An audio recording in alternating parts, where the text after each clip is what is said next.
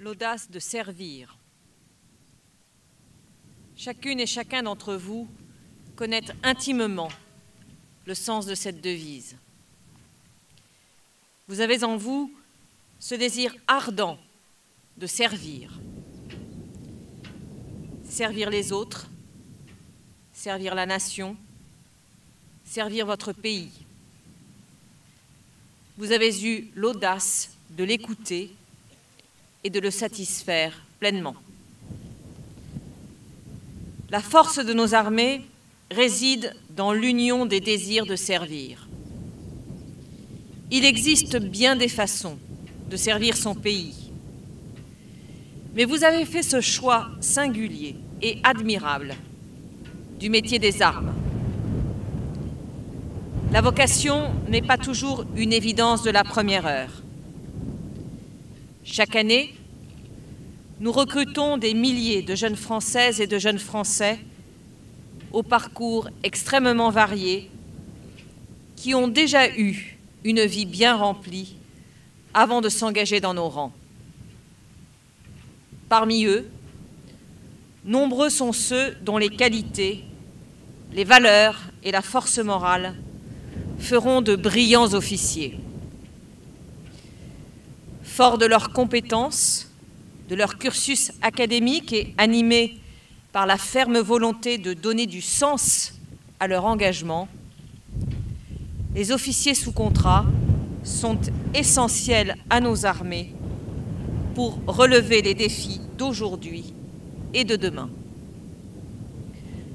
Depuis 2010, vous êtes 2000 à avoir fait le choix de l'armée de terre, dont vous portez haut les valeurs dans chacune de vos missions sur le territoire national et les théâtres d'opérations extérieures. Et nous sommes fiers de pouvoir vous compter dans nos rangs. C'est une chance de pouvoir compter sur vous. Vous êtes le reflet de l'ambition que je porte pour nos armées. Faire de la diversité un facteur d'efficacité opérationnelle, une part du succès des armes de la France. La richesse que vous apportez à nos armées est immense et il est grand temps de l'inscrire dans le patrimoine de nos armées. Nous sommes donc rassemblés pour un moment historique. Aujourd'hui, par la création de l'école militaire des aspirants de Coët-Quidan, nous reconnaissons solennellement la valeur de l'engagement des officiers sous contrat. Nous reconnaissons avec respect et admiration ce que vos aînés ont apporté à nos armées. Vous portez l'héritage de celles et ceux qui ont répondu à l'appel de la nation au moment où elle en avait le plus grand besoin. Vous honorez la mémoire des 27 000 officiers de réserve morts pour la France lors de la Première Guerre mondiale. Vous êtes les passeurs du souvenir de ceux qui ont tout donné pour nous. Et en ce jour, j'ai une pensée pour le chef de bataillon Benjamin Gireux, le chef d'escadron Romain Chomel de Jarnieux, le capitaine Pierre-Emmanuel Bockel et le capitaine Alex Maurice, morts pour la France au Mali en 2019. Ils étaient officiers sous contrat. Ils ont donné ce qu'ils avaient de plus précieux à notre pays. Aujourd'hui, avec le drapeau qui vous sera remis, vous recevez la responsabilité de faire vivre et de transmettre vos traditions. Ce drapeau, je vous en confie la garde. Vous en écrirez la gloire. Il vous précédera dès la semaine prochaine sur les Champs-Élysées à l'occasion du 14 juillet. ce premier défilé de votre école sera un symbole.